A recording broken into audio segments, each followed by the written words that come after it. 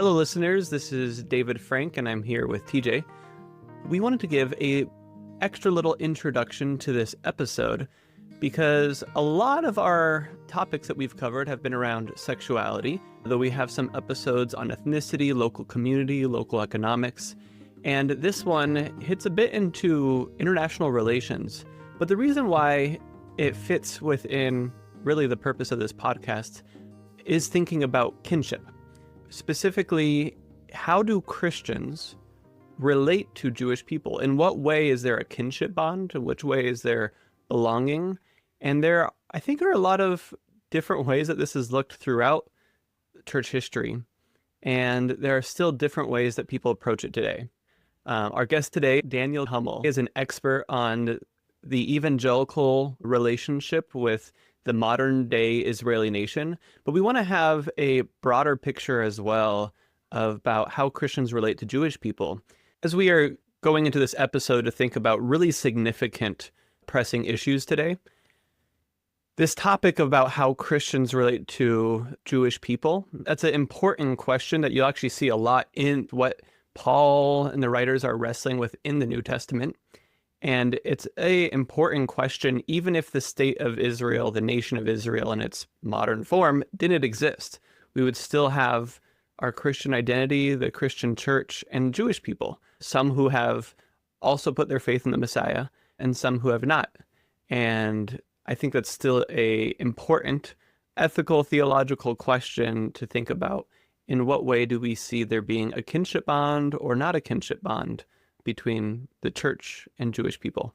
I can say personally that even though I grew up in a Mennonite tradition, there were teachings that focused a lot on apocalyptic timelines and related to, and I read the Left Behind series and Left Behind books, which connects a lot with modern day Zionism and this evangelical perspective that ties our future hope of Jesus coming back with the state of Israel and that particular geography. So my imagination was really shaped by that. And it's been interesting now being in more Reformed circles where that's not been part of their imagination. So without further ado, I look forward to you hearing more from our guest. Welcome to another episode of New Kinship. I'm glad to have our guest, Daniel G. Hummel, who is the director of the Lumen Center in Madison, Wisconsin, and a research fellow in the history department at the University of Wisconsin-Madison. He received his PhD in American Religious History from UW-Madison and is the author of The Rise and Fall of Dispensationalism, How the Evangelical Battle Over the End Times Shaped a Nation, as well as the book Covenant Brothers, Evangelicals, Jews, and U.S.-Israeli Relations. Thanks so much for joining us today, Daniel. It's a pleasure to be with you, David, and you, TJ. Looking forward to the conversation. Yeah, definitely. So Dan and I are friends, and I've long appreciated his historical knowledge about evangelicals, especially American evangelicals. And when we were thinking about episodes to cover, one or two of our supporters mentioned they hoped that we would talk more about Christian and Israel relations, because obviously that's a big topic right now in the world. And you can, almost every day, I can see news on the Gaza and Israel and Palestine and evangelical Christians. So we want to get someone who's knowledgeable. And Dan is definitely someone who I would say is an expert of American evangelicalism and the religious history, but also specifically is also extremely knowledgeable about Israel and Christian Zionism and the kind of relations between U.S. and Israel. So yeah, Dan, you're so welcome. Thank you so much for being willing to come on. First, I just wanted to, we wanted to get to know you a bit more for our listeners. How did you get interested in this topic and this history of American evangelicals and also evangelicals in Israel? Right, and those are two slightly different trajectories. So I grew up and still call myself an evangelical Christian. I grew up what in that subculture is called a missionary kid. So someone whose parents were committed missionaries, and we were in Germany for a number of years when I was growing up. And then when we moved back to the United States, my dad worked for the Home Office, the sort of headquarters for one of these mission agencies. So I grew up very much in the evangelical world. You might even call it, shading into fundamentalist world, very conservative theologically, culturally. And one interest is what many historians who end up studying evangelicalism have some personal connection to that community. That's definitely part of my interest. Was I didn't really grasp. I went to public school, which obviously exposed me to a lot of diversity in terms of people's religious backgrounds, socioeconomic backgrounds, and so forth. But it wasn't really till college, I went to Colorado State University for my undergrad, that I just appreciated how particular the theology I had grown up with was, and how particularly there's a particular history to that most Christians didn't share, not even other evangelicals. And so, different people, depending on all types of things, respond to that type of realization in different ways. My way was to study it and to study the history of it. I don't expect most people that's their immediate reaction, but that was mine. And so I became interested in it I majored in history and philosophy, and this was one of the things I was interested in. But when I went to grad school, I was actually not planning to study evangelicalism. I was interested in the Middle East. I grew up, I was in middle school when 9/11 happened. I remember sort of the first election that I voted in was the 2004 election.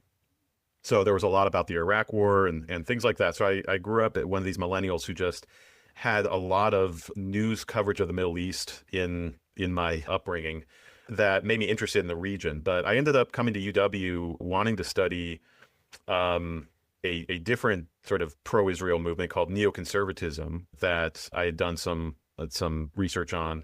And for a variety of reasons that anyone who's gone to grad school can sort of relate to, my advisor changes, things change in the program, and you sort of are casting about for a topic that isn't what you came exactly to study.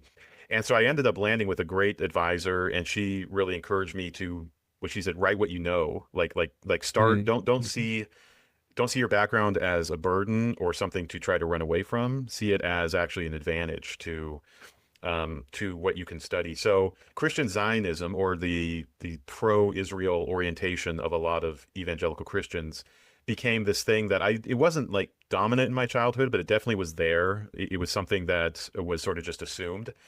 And so I had some built-in knowledge there. And then the other sort of built-in advantage was that the University of Wisconsin has a very lively exchange program with the Hebrew University in Jerusalem.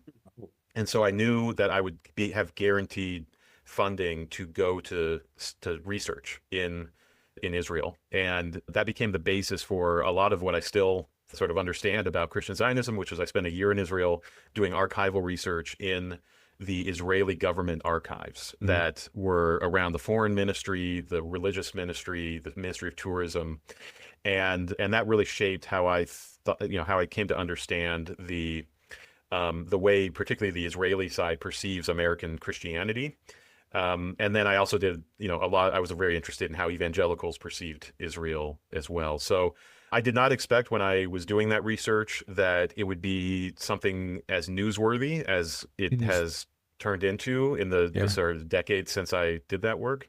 But that's been a different angle on it too, which is that what I was doing in my program was very historically based. I'm still a modern historian, so it's not like I was going back centuries, but I certainly didn't see what I was doing have really much to say at all about the day in, day out news cycle of what was happening in Israel.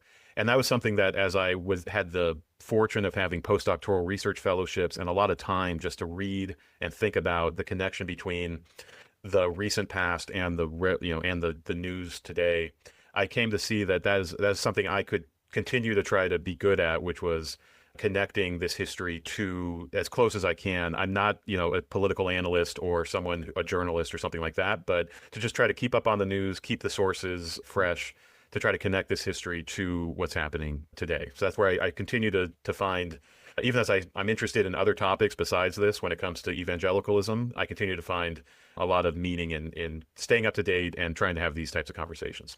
Yeah. I think so. I kind of want to move to two definitional questions before we move on. The first one, can you help us understand evangelicalism? Like, how would we define that term or that category? And then we can move on to the next definitional question. Yes, this is, if you are in the academic world, this is a hotly debated topic, and there is no unity right now on, if there ever has been, on what evangelicalism is at its essence. I tend to be a little more old school or traditional in my approach. I think there are a set of beliefs that are pretty core to what evangelical Christianity holds. The most famous definition is the Bebbington quadrilateral. It has its own Wikipedia page, so if you want to look up Bebbington quadrilateral, you can get a more thorough definition. But the idea is that all evangelicals believe in the idea of a conversion as the core experience of Christianity. They believe in the Bible's supreme authority, a sort of sola scriptura, biblicism. They believe in the core atoning work of the cross as sort of a central event in history. And then the fourth one is called activism, which can be a little misleading because you might think of like modern day political activism, which can actually fit into that definition if you think about conservative evangelical political actors today. But in the more historical definition, this is the missions part. This is the idea that you are, as an evangelical Christian, it is your role to spread the gospel, to fulfill the Great Commission, all types of language around that. So if you took, of course, those things are none of those things are unique to evangelicals. Plenty of other Christians hold those. But the idea is where you find all four of them active, you're probably looking at an evangelical community.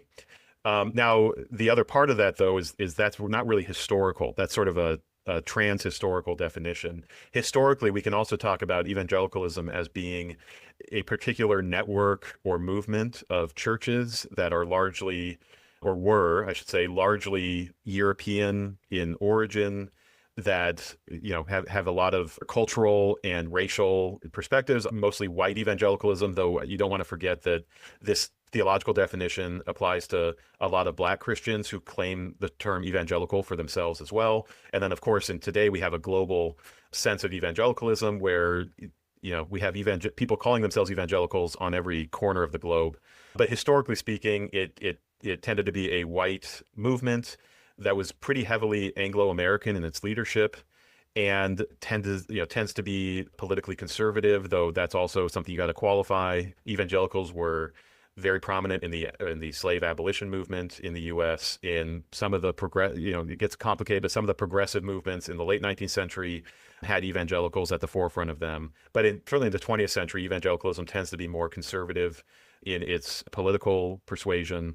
And it tends to certainly today to be at the forefront of a sort of a conservative pro-America view, sometimes called Christian nationalist view of society, that sees the Christian character of American society as something that needs to be won back or somehow recaptured. So those are much more sociological phenomena that I think fit easily with that theology, but you don't always see those sociological phenomena where you see the theology.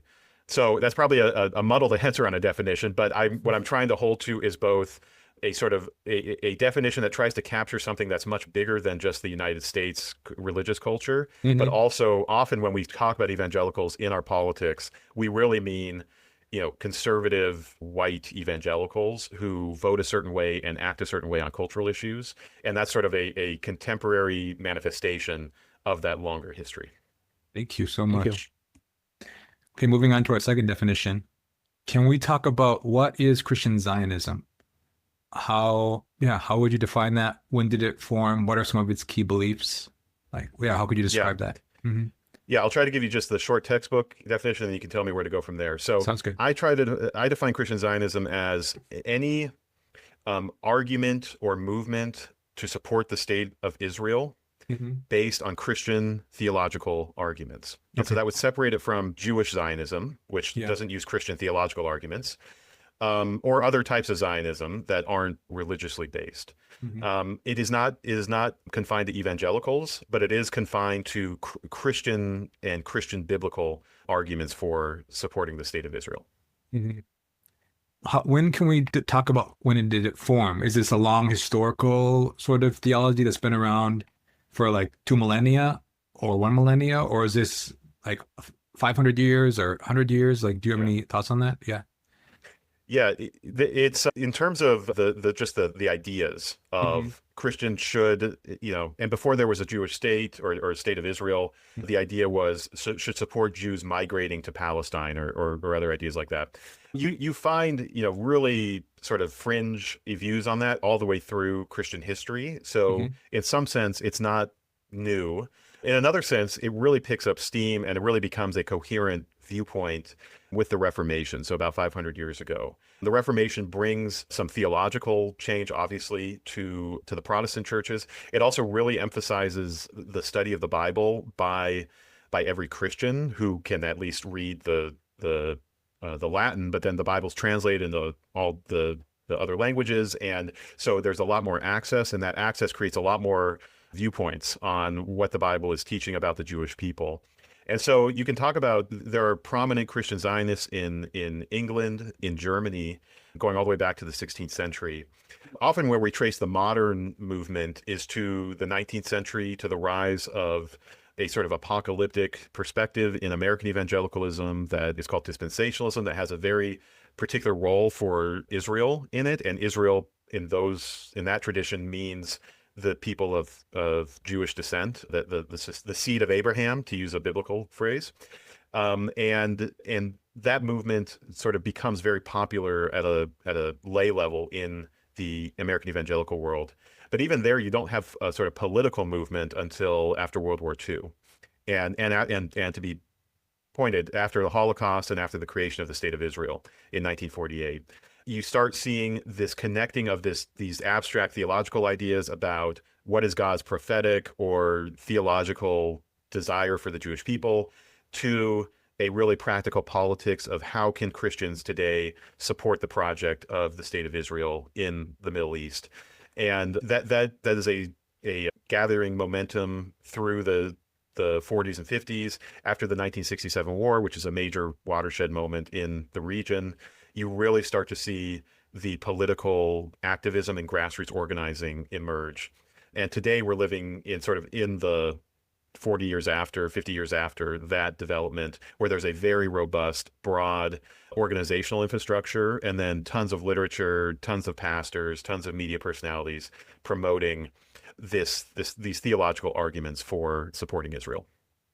Yeah, I was wondering if you could share more on why Christian Zionism has held a prominent role in many Christians' theological imaginations. And you mentioned, yeah, a lot of that's now connected to dispensationalism. I was also be curious if some of those 16th century ones, if those continue to like play into this, or if those have all kind of subsided.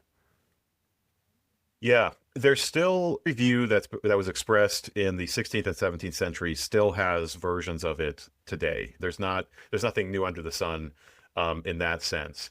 The reason that the particular form of dispensationalism took hold is a broader story about American evangelicalism and its reaction to biblical criticism and evolution and other things that made it be searching for a very conservative theology, or a theology that seemed to sort of shore up the authority of the Bible. Dispensationalism met that need. And so dispensationalism has a lot to say about Israel, but it's really a fraction of what it has to say about all other types of things as well. And so you can think of some ways the views on the Jewish people and Israel that many evangelicals hold today are just sort of a side package to the main package that they were adopting, which is biblical inerrancy, a strong view that God is still working in the world, that there are prophecies about God redeeming the world. That's sort of the main selling point. And the views on Israel, which have become the primary thing for many, many evangelical Christians, or have become a primary thing, were not the original selling point of the theology that had that within it. But there are other strands of Christian Zionism that are actually really important to even understanding today's landscape. Maybe the most important one is out of the more Pentecostal and charismatic streams of Christianity. There's a very strong association between supporting Israel and blessing or getting blessed as an individual and as a group or a nation. And that is often rooted in Genesis 12:3, where God tells Abram, I will bless those who bless you, and whoever curses you, I will curse.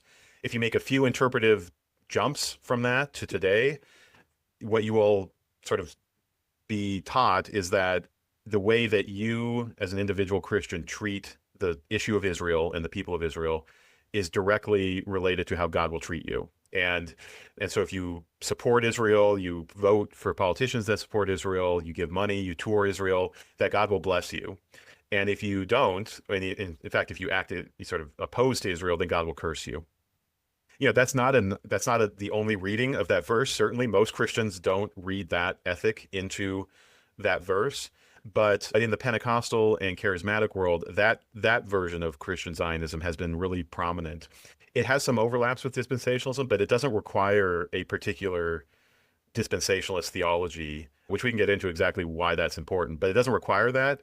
It more hangs on this idea that God is very active in the world, blessing and cursing people based on this one litmus test, more or less, which is how you treat the Jewish people. So there's multiple things going on in the contemporary scene, and most of them have precedents that go back at least centuries.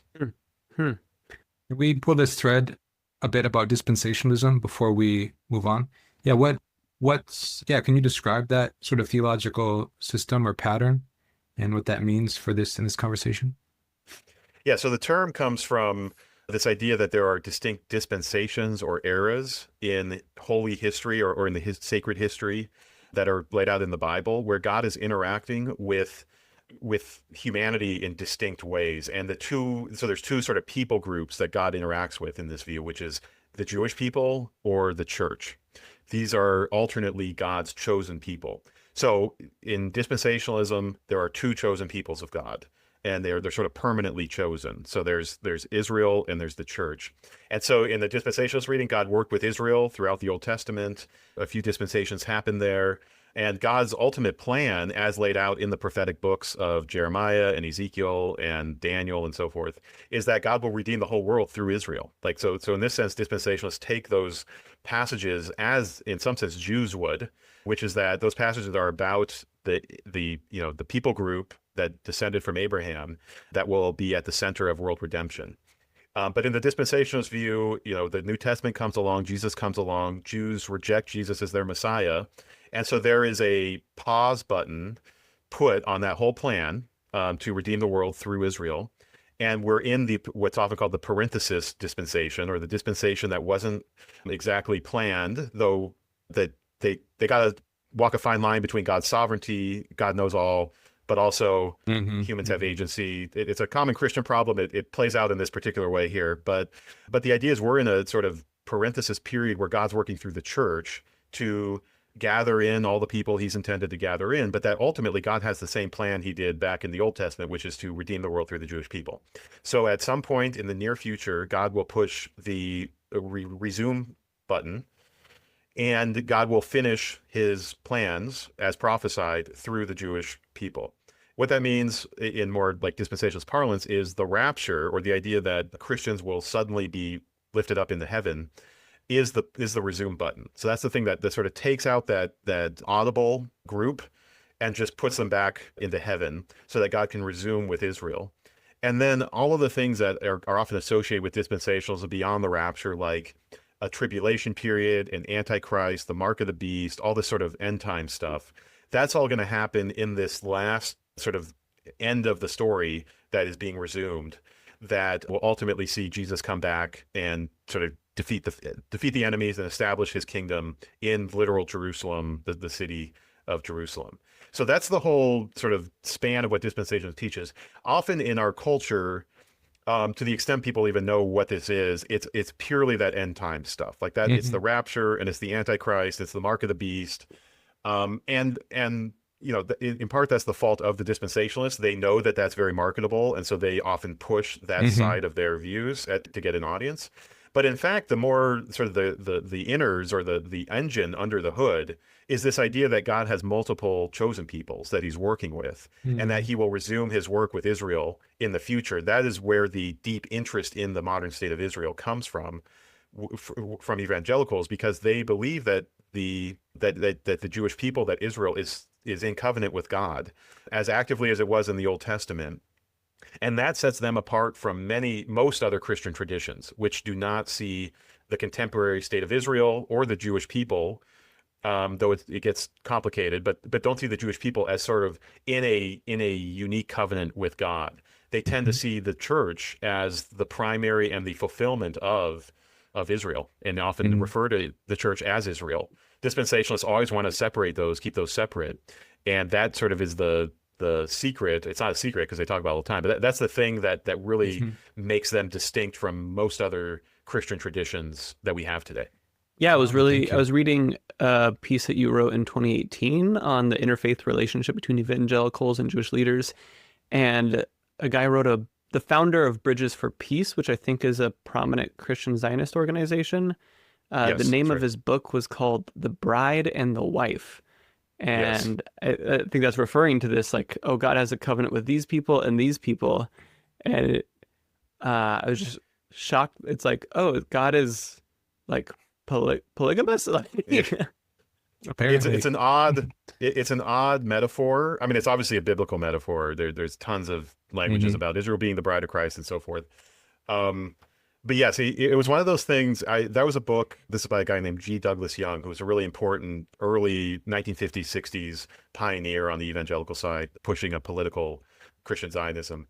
And it was one of those things where I didn't really grasp the title until reading a good chunk of the book.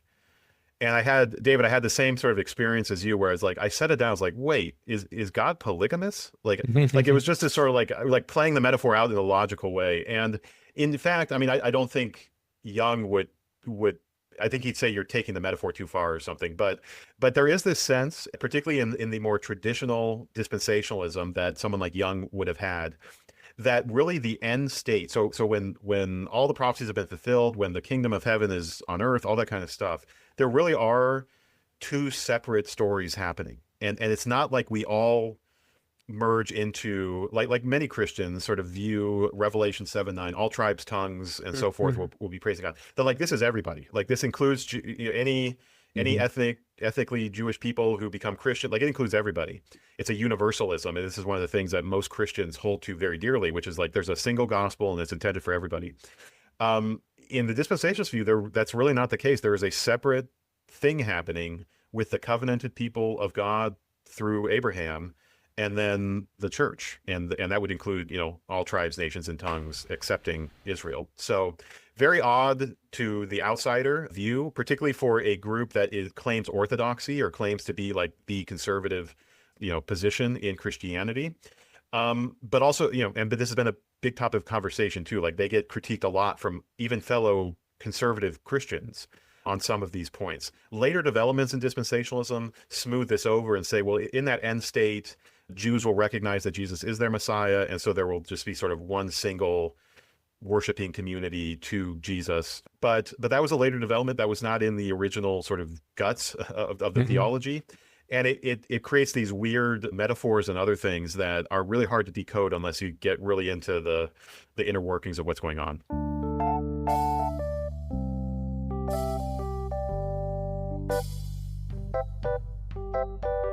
We're talking about these Christian Zionists, many who are dispensationalists, not all, who want to support Israel, the current state of Israel. What does this support mean to them? Like, when we say, like, what are their goals in relationship to support? What does that look like? Yeah. This is, so in some sense, their support looks a lot like political action, political activity, where they are eager to make sure that there are politicians who are pro-Israel that are elected, that their congresspeople know that they care about Israel, that politicians feel like they have to talk about Israel when they're running. And so in that sense, they look a lot like any other political lobby or action group, where they're really motivated by the day-to-day or pragmatic interests of the group that they support. There is a bigger sense of, because there's this theology and this expectation of prophetic fulfillment and so forth, there is a sense that Christian Zionists, like they have a certain view of the Middle East that they think should be coming about based on how they read the Bible. And that is a very powerful state of Israel that is looking like its prophesied boundaries, which are very broad. I mean, which would include much of modern day Egypt and modern day Jordan. That definitely include places like the West Bank that, like many right-wing Israelis, Zionists prefer to call the West Bank by its biblical designations of Judea and Samaria. So even there, they're sort of using the language to promote a certain view of those are really Jewish inherited lands, not something up for a peace agreement.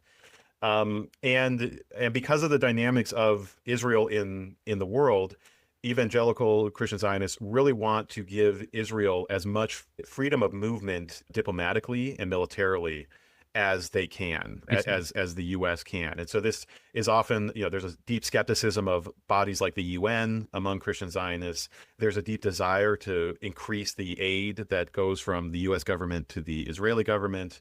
There's a desire in this last couple years to really not pressure Israel into any particular peace or ceasefire agreement, to let the Israeli government basically, decide what was best for them, and that was what God called Christians to support. And there's a broader sense that another thing that Christian Zionists can do is combat anti-Semitism in all its forms. And often those forms are, or the way they interpret it, are critiques of Israel, promotion of the boycott, divestment, and sanction movement, opposing those. And some of that activity actually comes very local. In a number of states in the South in particular, there are laws on the books in places like Arkansas that the government will not do business with a business that is BDS supportive. And the reason there are laws like that are because evangelicals in those communities have advocated for that and have brought that up as an issue.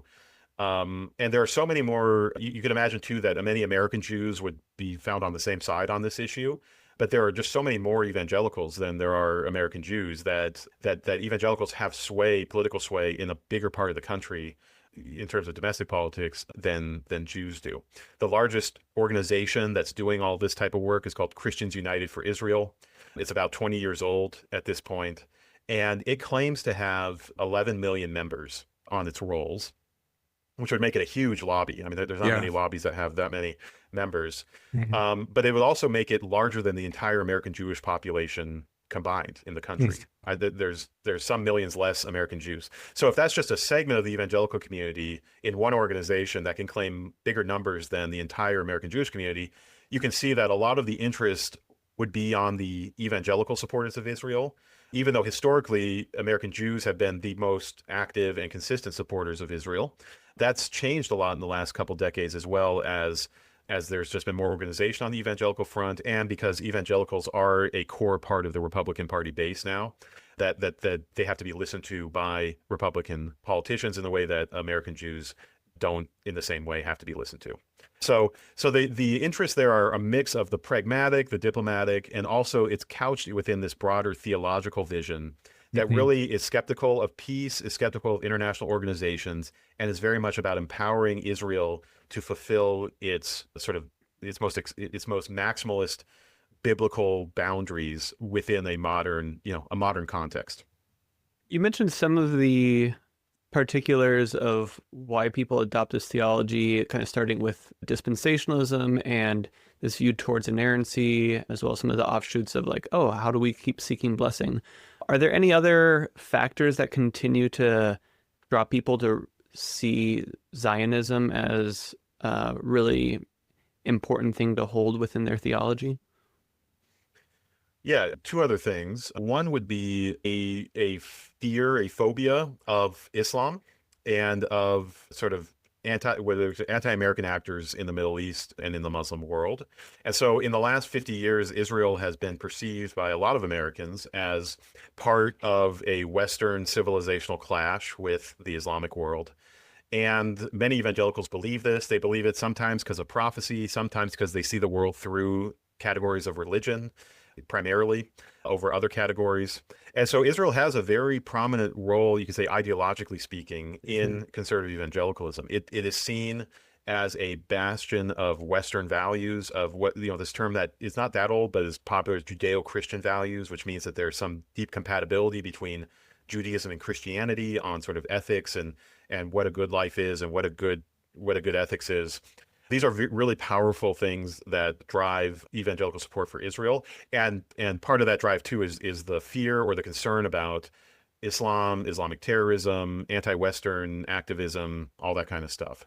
So that's a really big bucket of concerns as well. And then the other one I would say, which is related but is separate too, is just there, evangelicals, if we're talking about the United States at least, American evangelicals are also Americans. And so up until very recently, American culture was just very pro-Israel. It didn't matter if you were evangelical or Presbyterian or Catholic, you were in a culture that was just very pro-Israel. That's changed in the last couple of years based on polling. I think there was a poll that came out just a few days ago that showed the first time ever that this poll, which had been conducted for decades, now shows a small majority support for the Palestinian perspective over the Israeli perspective.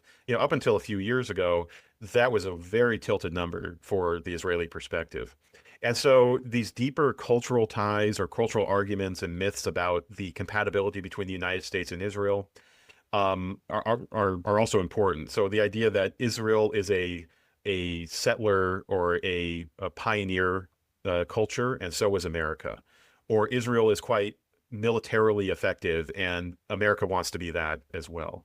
Or Israel values Western democratic type structures of government. So does America. Israel was anti-communist during the Cold War. So is America. Like, all those things really matter as well. And, if you sat a really committed Christian Zionist down and you ask them, why do they support Israel? You'd probably hear a version of all these things sort of tied together. And you couldn't, it'd be hard to sort of separate them out and be like, well, but that's not a religious reason. That's a political reason or something. Like, it all blends together for them. I think as a scholar, as an observer, you can try to piece together or pull apart sort of where the different strands are coming from and how they're mixing these things together. But it's just, I just never want to forget that American evangelicals are also just Americans. And so the arguments that have made Americans supportive of Israel are going to also be effective for evangelicals. And they're also going to merge them into their more theological arguments at the same time. Yeah. A year or so ago, a neighbor of mine was just asking, what's your perspective on Israeli-Palestinian issues? And at that point, I was just like, I know it's complicated enough for me not to really know what to say and think that I can have a strong opinion.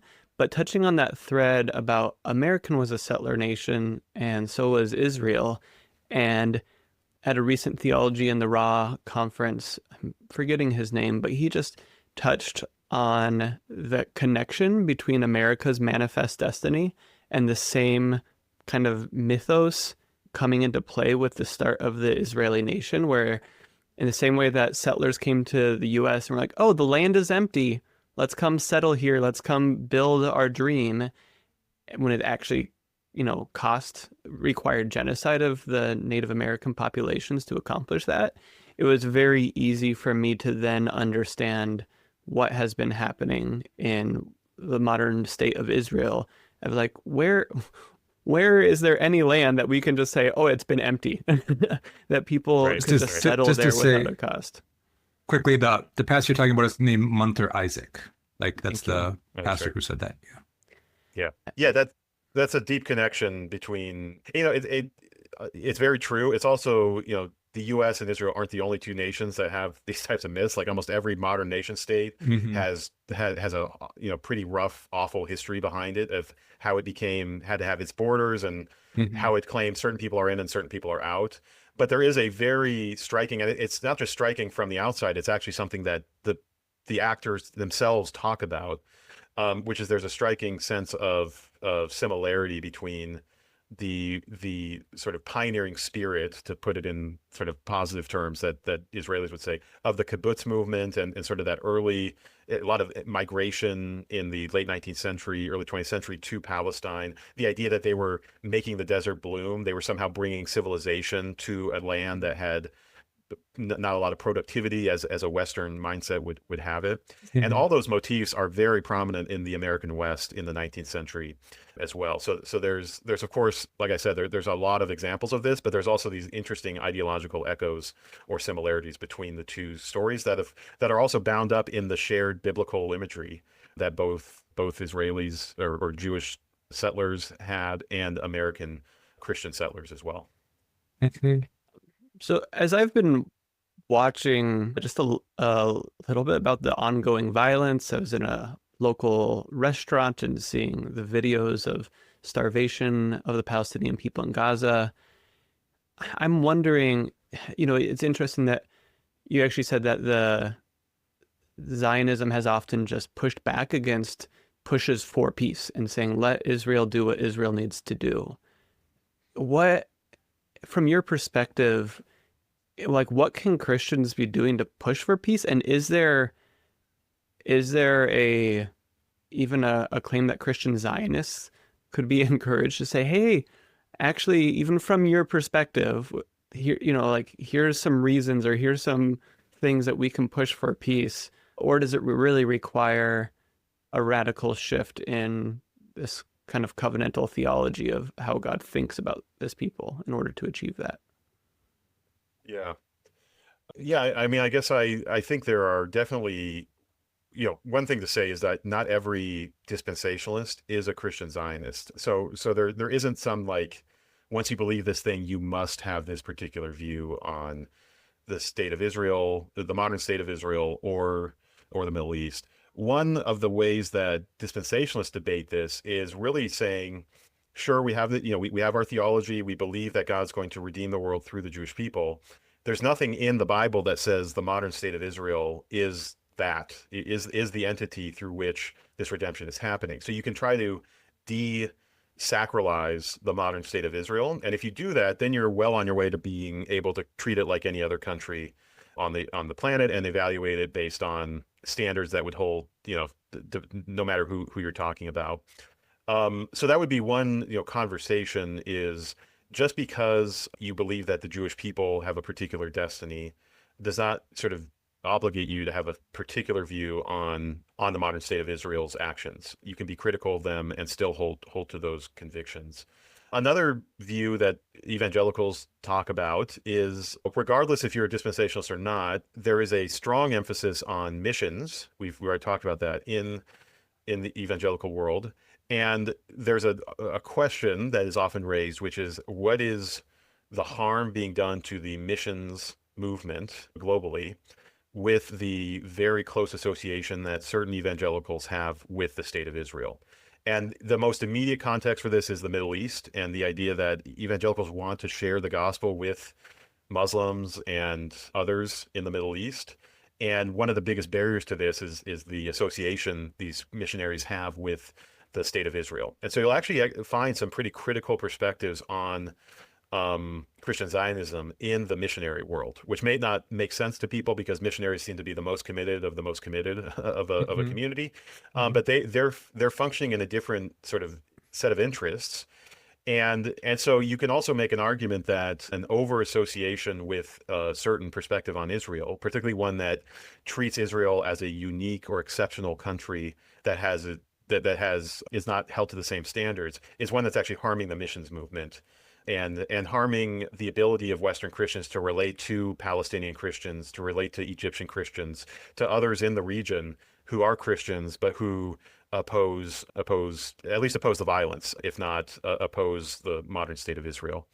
I think outside of that, there's of course many arguments out of the Christian tradition about justice, relieving suffering, deep questions about when is war just or not. And some of those, maybe a lot of us would like for those to work more than they do in the ways we deploy them. But I would say that the other way to get at this angle is to just recognize how radically different the experience, if you are a Christian Zionist inhabiting the Christian Zionist media ecosystem, how radically different your understanding of this war is from someone who is not in that ecosystem. Mm-hmm. And so even things like, really fundamental things like the statistics of violence are highly disputed. So there's not even a sense that we're working with the same data to adjudicate what's actually happening on the ground. But even if we were to agree that, yes, the death count is in the tens of thousands and these places have been bombed by the IDF and so forth, there's also just a much different moral calculation about, are those justified? What is the power of Hamas at this moment to sort of respond? why aren't, I mean, we're talking here a few days after the ceasefire, so the hostages that Hamas have been released, but like the amount of importance you put on that issue really shapes how you view the violence and whether it's justified or not. And I don't have a solution to this. It's just to say, like, it's pretty, there's like a vertigo that happens if you just inhabit a day in the life of a Christian Zionist and their social media feed and their emails versus someone who's not. And that's something that you'd have to really tackle from within that ecosystem. They're not going to get out of it just because someone asked them to.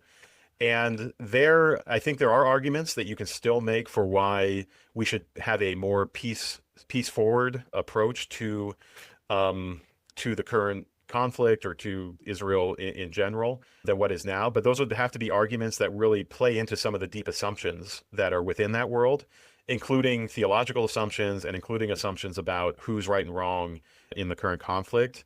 And that feels like a harder ask for any of us to do because we're not in that world. But I do think there are those arguments, and there are differences within the Christian Zionist world. They might seem like very minor differences to the outside, but within there are differences over exactly how close should Christians be to the Israeli government. Even as evangelicals support Israel, should they be supporting equally humanitarian organizations and others who are trying to relieve some of the suffering? What should be the relationship between Western Christians and Palestinian Christians? Like, these are all things that there are multiple views on, but there is this organizational infrastructure that we talked about that is pretty lockstep politically with the Israeli government and with the Trump administration. And so there is a sense too that those conversations are happening, but they're not happening in the places where they would need to happen for there to be a sort of policy change or something. So then you're resigned to working in the nonprofit world or on the fringes of the conflict and of the organizational power. And there, just the ability to change the situation is much more difficult, but still possible. Particularly as Christians, you sort of want to do the work with hope in mind as well. Then the last thing I'll just say, and we can either follow this or not, but there's also a strong sense that the younger generations of evangelical Christians are very differently aligned on this issue. And so there is a sense too that even while there is such a close collaboration right now, and there has been for a couple decades, between evangelical Christian leadership and this issue with Israel, I'm pretty sure that in 10 to 15 years that will look different, and in 20 to 30 years it will look vastly different, unless there's some type of massive sea change that is not, which could always happen, but is not in the sights right now. And there will just be a much smaller group of evangelicals who care about this issue in the 2050s or 2060s. And so that's not really satisfying for those who care about now, but it is something that is coming, I think, regardless of what else is happening in the world. I know this is a little, I really appreciate, everything you've been sharing. And this move of desacralizing the modern state of Israel as being pretty fundamental to be able to actually then have a kind of more honest ethical evaluation of what does justice and peace and righteousness actually look like for what is always a complicated thing of, national relations, but being able to come at that honestly instead of just kind of rubber stamping everything Israel does because we want to see Jesus come back, and so we need this state of Israel to accomplish its purposes, no matter the cost. But outside of the state of Israel, have you given any thought to the kinship and communal dimensions between Christians in general or Christian Zionists and Jewish people? And how does that, just more general relationship outside of the state of Israel? Yeah, this has been this is one of the core things I was thinking about when I was first researching this, was that, and part of this was just being led by the sources, that a lot of the people, evangelicals and Jews, who are interested in cultivating a relationship, Israel was in the mix, but it wasn't the thing that they always talked about. They talked a lot about Christian theology and Christian theology's history of being anti-Jewish and anti-Semitic. This would be in like the 1950s, 1960s, 1970s, after the Holocaust. They talked about the problem of evangelicals being so evangelistic and so focused on converting Jews. And they talked about the very fraught history between Jews and Christians in general that made ideas like Judeo-Christianity seem very foreign and odd to a lot of people at the time. Like for much of Christian history, Judaism and Christianity were contrasted to each other. It was Jews were about law, Christians were about grace, Jews were about particularism, Christians were about universalism. And this was within a Christian context. This was a very anti-Jewish framing. But it was also a story about how Christianity superseded or sort of replaced Judaism as the rightful religion of the world. And so the idea that that would turn into some type of cooperation in the 20th century, particularly after the Holocaust, was just like a pretty hard pill to swallow for a lot of Christians and Jews. But it was one that enough people on both sides wanted to try to figure out that they started talking. And so I would say there's a really interesting way, and I've written a bit about this, where Christian Zionism can be interpreted as an interfaith movement, or as a movement that is deeply interreligious at its core. We tend to associate interfaith movements with like progressive politics, with ecumenism, with, social justice and things like that. And this one is not that, certainly in its political alignment, but in some sense, it's doing a lot of the same things. It's finding commonality across deep differences, historical, theological, language differences, other differences. And it's actually sort of moving toward a shared goal that both sides can affirm, even if they're affirming it from very different perspectives. And if you interrogated the overlap, it's probably smaller than you might think based on how lockstep they work together. But that nonetheless, sort of both sides are giving up something, you could say, in order for this relationship to succeed.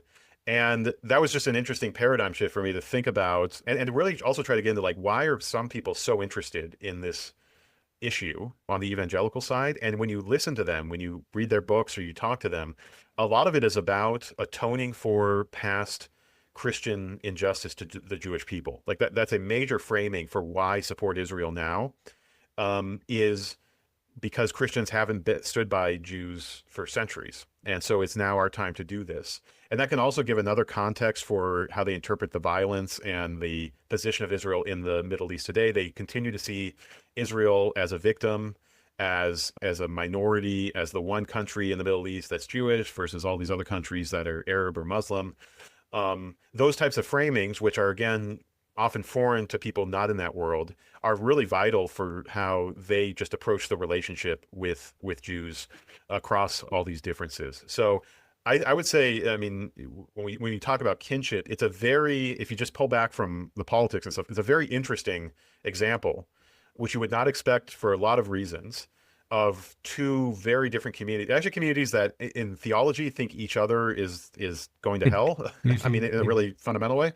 Yeah. But also in other theological ways, really elevate each other as sort of part of God's plan. So we've talked about how evangelicals see Israel and Jews as part of this bigger plan that God has.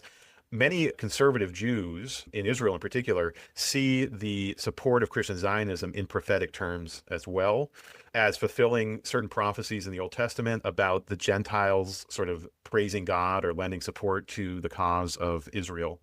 And so they have their own sort of prophetic perspective on all that. And that makes it a fascinating relationship, one that is really fraught in our moment with a lot of political implications, but also one that will, change how we might think about interfaith relations in general, that it's not just a phenomenon of the progressive side or the ecumenical side, that there are actually these key ways that in modernity, at least, different religious groups sort of find ways to work with other historically antagonistic groups for the fulfillment of certain ends and goals. And that's definitely true with Christian Zionism. And that's, really fascinating to hear. Yeah, because you're right. Interfaith often kind of connotated with more progressive movements. And so also reparations for past generations' ills is not something that conservative Christians have been quick to take up, even though there's a lot of biblical precedent for such forms of repentance and reparation. And Holocaust, I think, must have just been a major change to everyone's kind of thinking around that in the 30s. But it's just wild to see how, I'm like glad that people were thinking about like, oh, maybe we should reflect on the sins of the past and how to make repair for that. And I'm just like, But why didn't that continue with the white evangelicals' relationship with the black community? Why did reparations never enter that conversation into the conservative community? And Yeah, yeah, I mean, that's a huge question. I think, one thing to just keep in mind, even just trying to answer that, is we talked about the sacralization or not of a nation. Mhm. And how that would really, I mean, if you think a nation's sacred, you're obviously going to interpret their history in a certain way. I mean, there's a sacralization of the United States as well that's common among course. evangelicals. Mhm. We sometimes talk about it as exceptionalism, but often it's much more in providential, religious language. And so that's also going to shape how these evangelicals interpret American history. And they may acknowledge sins done, but sins done that raise to the level of needing historic reparational repair, those become sort of beholden to the narratives that we tell about history. So Israel is sacralized, and therefore injustice done to Israel is raised up as a thing that needs to be atoned for. One thing that isn't talked about, which you could, even in a sacral framework, is Israel has also done injustice to others. And, that is not part of the conversation with Christian Zionists right now. And so, there's a way where these reparation conversations they go in a certain direction, and it's maybe it's a way to say, much like interfaith, like reparations just in a vacuum doesn't mean much, either good or bad. Like it can be good, it can right an injustice, it can also be part of perpetuating an injustice, depending on the actors involved and the history and the stories you tell. So that might be, one way to think about that is like the Christian Zionism case study or example helps us see that some of the words that even in the academic literature are often used with a certain sense of like, oh, those things lead toward more justice, or those things lead toward more good in the world, or something like that. That is contextual. It just depends. And it behooves us to at least interpret people that we don't like or find to be destructive in those same categories in order to understand those categories better and what they actually do in the world. do some people we can dangerously go to binaries of like either, we're Zionist and we're supporting the Jewish people, and we kind of have sacralized that and combined all that. And we are that, so we're not anti-Semitic. What are one or two other ways that Christians can think about their relationship to Jewish people more generally? Yeah. I mean, one that's probably universal, not just for Jewish people, but it's to be, as Christians, to be curious and listeners. I think particularly in the last couple of years, you need to listen from a Jewish neighbor or someone you meet that's Jewish and understand what their thought process is, because it's probably changed in the last couple of years, and it could have changed in a bunch of different directions. But there isn't sort of a stock like, oh, that's what American Jews think about X, Y, or Z. And so I would, that goes for everybody, but to just be eager to be curious about, sure, we all have identity markers. We all have ways we categorize ourselves ethnically, religiously, all types of ways. But we're also all, unique people who develop our views based on those things and a bunch of other things. And so anytime you're meeting someone new, or you're entering into a conversation about a really contentious topic like support for Israel, it just behooves you to listen and not assume that even assume, I would say the same thing for evangelicals and people who even would call themselves Christian Zionists. Like, we've talked about a lot of different ideas in the last hour. Some of them might be salient, some of them might not be to any given person, and it can, and they might not even mean the same thing by Christian Zionists as I do. So that's a really important thing. I think for Jews specifically, I mean, one thing I'm always struck by when every once in a while I go to sort of formal Jewish evangelical dialogues. These happen at seminaries, in different organizations, where you're actually doing sort of a formal conversation where there's representatives from communities that are speaking about an agreed upon topic. And as an evangelical, I often, partly because I still inhabit the evangelical world, there's a sense in the evangelical world that evangelicals are the minority, they're culturally despised, they're the victims of the broader culture, And so there's a sort of just a posture you have to culture if that's what you think is happening.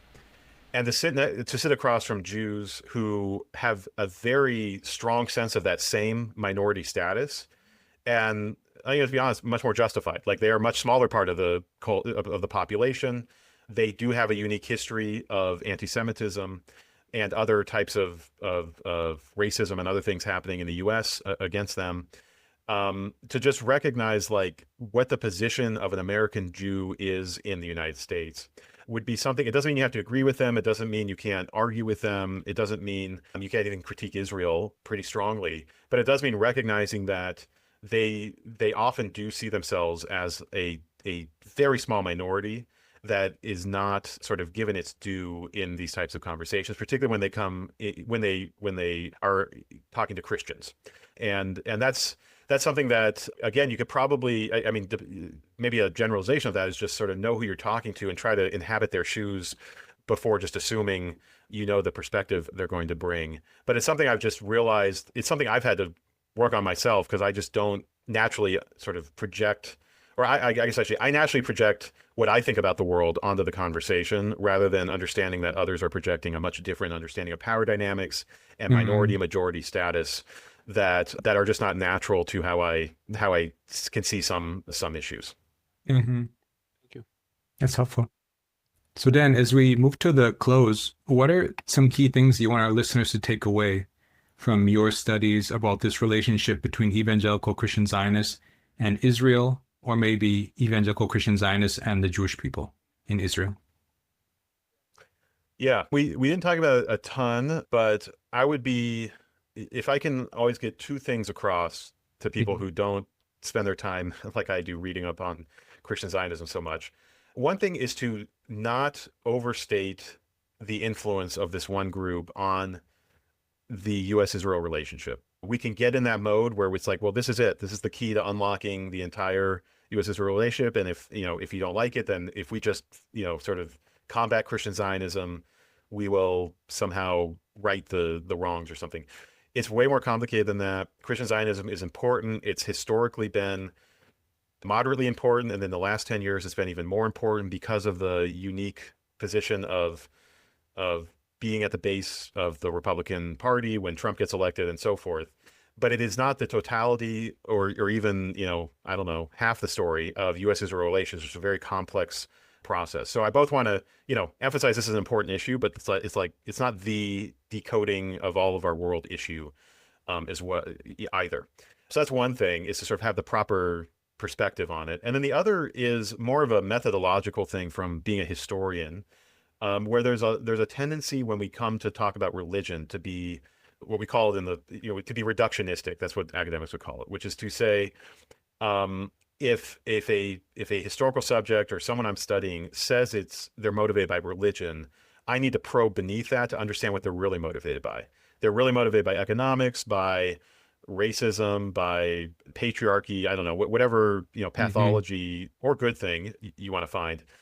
And I think Christian Zionism is an example. All those things are active to different levels in Christian Zionism. There's also something that is not reducible to those things, which is like these religious beliefs and the concepts and the motives that those concepts build within people to act a certain way in the world. That seems pretty against their, like, there's not a rational explanation for why Christians on one half part of the planet care so much about this country in another part of the planet. Like, you have to square that, you have to actually take religious beliefs seriously and say it's not something reducible to rational categories that we have decided are, the ones that we study in academia primarily.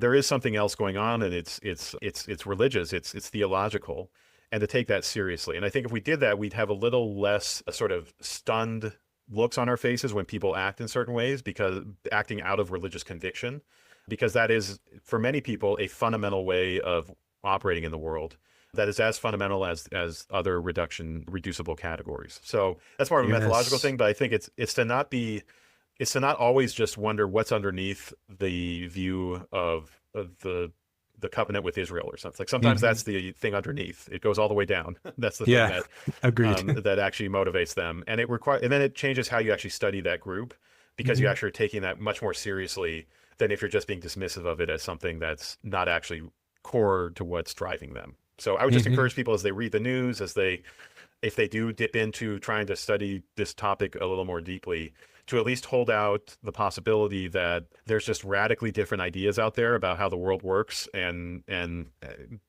how the sacred intersects with the secular, and that actually is motivating people to do certain things in the world. Yeah, thank you so much, Daniel.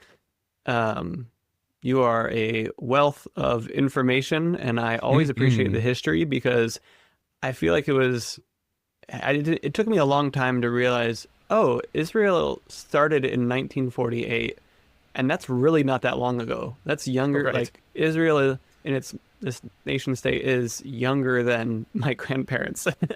And so, yeah, it took me a while to start just recognizing, with the very historicity of this whole situation that continues to be ongoing concern.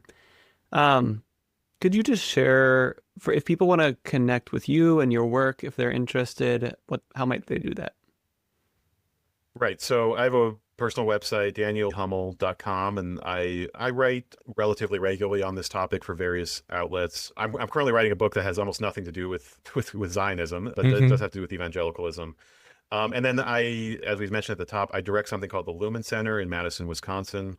That website is slbf.org, which is the larger organization that funds us.